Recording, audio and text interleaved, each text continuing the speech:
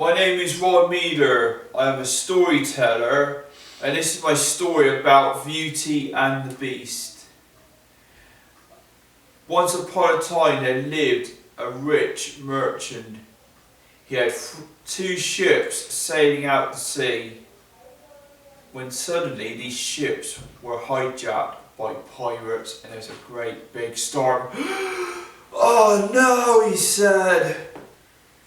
And in his posh mansion he had servants and 3 daughters.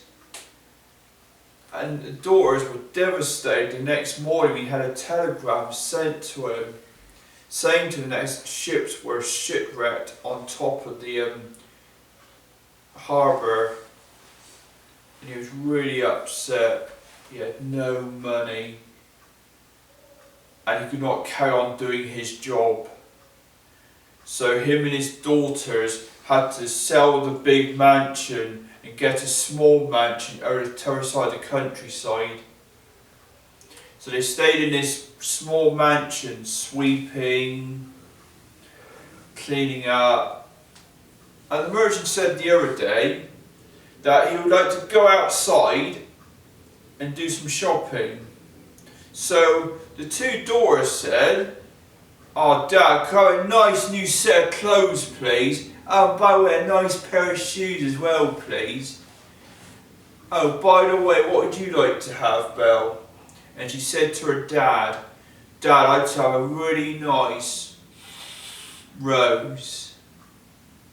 And the dad promised he would get all these things. So he set off on his horse and he rode all the way to the docks. And he was really upset. "My ships, they're wrecked.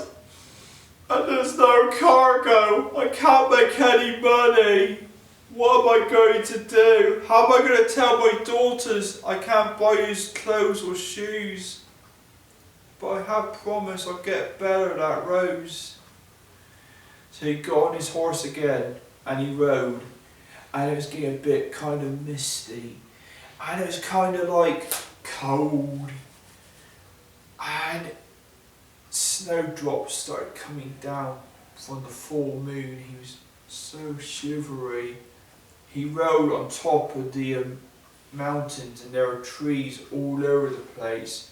And when he looked up from the distance he could see a great big castle. And there was a curse on that castle that a handsome prince invited the witch and he was cursed into a monster.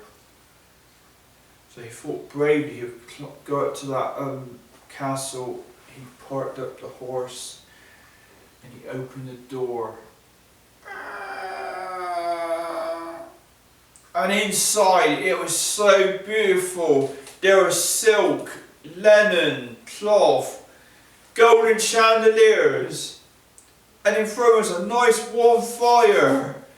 And there was also a nice evening tea. He had like French sausages, kidney beans and some nice French potatoes and cream. And he thought, I'll eat all this. But he realised as he was eating, he was in his dirty clothes. He saw a pair of smart new clothes on the side. So he quickly put on those clothes as he was eating. And as the time was clocking by, it was getting late. And he had to go back to sleep in the castle until he forgot about his daughters. But then the next day he woke up and in front of him by the nice warm fire was a nice cooked breakfast, sausages, bacon, eggs, tomatoes, hash brown. And he thought, yeah, that is so nice. And he ate everything. He said it was like the fairies had come in and made the place so tidy. And he felt like, wait a minute, I've forgotten Bella's rose. So he opened a little door. He crept out and it was like really pitch white. It was like the sky was blue. and in front of him was nice red roses in the rose garden. They were nice and red, and in front was the nice white snow, reminding him of the French flag. He could not believe it. So he saw this really nice rose, and he could smell the nice perfume from the rose, and he felt ghastly happy, but suddenly he could not believe it.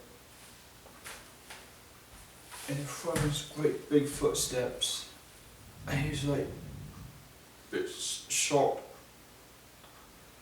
a bit frightened, and the footsteps kept coming near him, and in front was a great big shadow, and in front of the shadow was great big horns. It was like a great big monster, and as the merchant turned his head, he saw behind him a beast. What are you doing in my rose garden, picking those roses? I fed you, I let you sleep for the night, I gave you nice clothes to wear. Is that how you pay me? With that rose you just stolen from my garden? And the merchant was shaking. He said, it was for my daughter Bella. She's at home with the two sisters, and she wanted a rose. And the beast said to him, go and get your daughter tomorrow morning and bring her to my castle, because if you don't, I will eat you and kill you. And the merchant was so frightened, he got on his horse and he rode with the rose back down the mountains, back to the cottage. Next morning, the sisters asked the merchant as he got into the door, where's my dresses? Where's my shoes? Not now, I'll go in there and find Bella.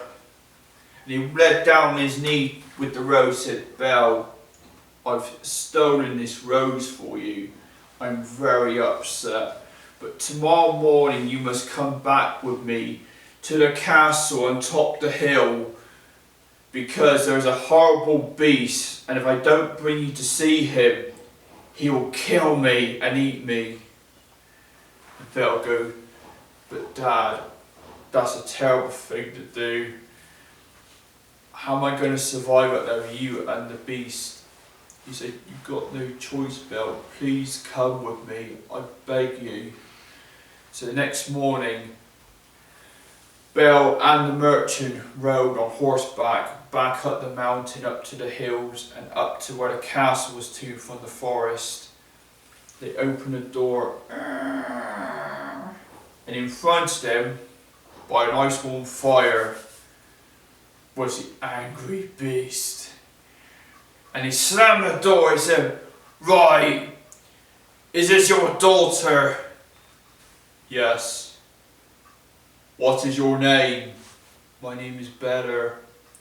Bella, you're to stay with me in this castle as long as I want, and you will do everything I tell you to do in this castle. He opened the door again. He said to the merchant, right, go and leave, take that horse, I'll see you later.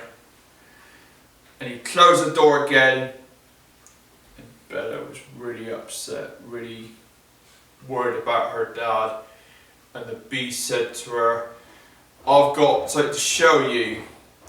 You can come up these little staircases, and inside is a very nice room you can look at. She crept upstairs to the room, she opened the door, and inside the door was everything, dresses, cloths, jewellery, and also a magic mirror. And as she looked in the magic mirror, she saw her dad sat in a chair crying, and the sisters very cross.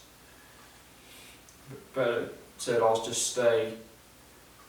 And what she saw was a very nice ballroom gown. She put on the ballroom gown, the shoes. She crept downstairs, and in front of her was a very nice feast. There was croissants, French sticks with cheese, chicken with fries, a pig's head with creamy potatoes, and she ate everything and she was so filled up. She looked outside and she had a little dance with the beast in front of the nice fireworks, and then she crept up to her room and she went to sleep, not realising the magic mirror showed her that night a very bad nightmare. Her father was dying in his chair, thinking about the 2 ships and the stolen rose. And also, she was upset and she had tears down her eyes and she could not get to sleep until that next morning came. And she opened the door. And the beast, and she was really upset, and she said to the beast, "I've got some bad news to tell you. You see, my father is dying and my sisters are really cross about him dying in his chair. Can I please go back and see him?" And the beast said, "No, you are not leaving this castle. I will tell you when you leave." And Bella was really upset and tears was running down her cheeks and she was so upset. The beast had a heart and he said, "I'll tell you what, Bella. You can have this magic ring. Turn it around and you'll be back home with your dad. Stay as long as you want, but you're to come back with me, and that ring will turn back again. You'll be back in my castle." "Thank you." She placed the ring on and she twisted it. Ding! And she reappeared in her dad's cottage with the 2 sisters. And they were so happy, but Bella sent a telegram and they gave the father some medicine. The father was so happy, the merchant, that he could live a lot longer. And they had an evening meal and Bella wanted to go to sleep. She went to sleep and she was so upset that the sisters had played a trick on her. They hid her magic ring under the pillowcase. And as she was sleeping, she had this really bad dream.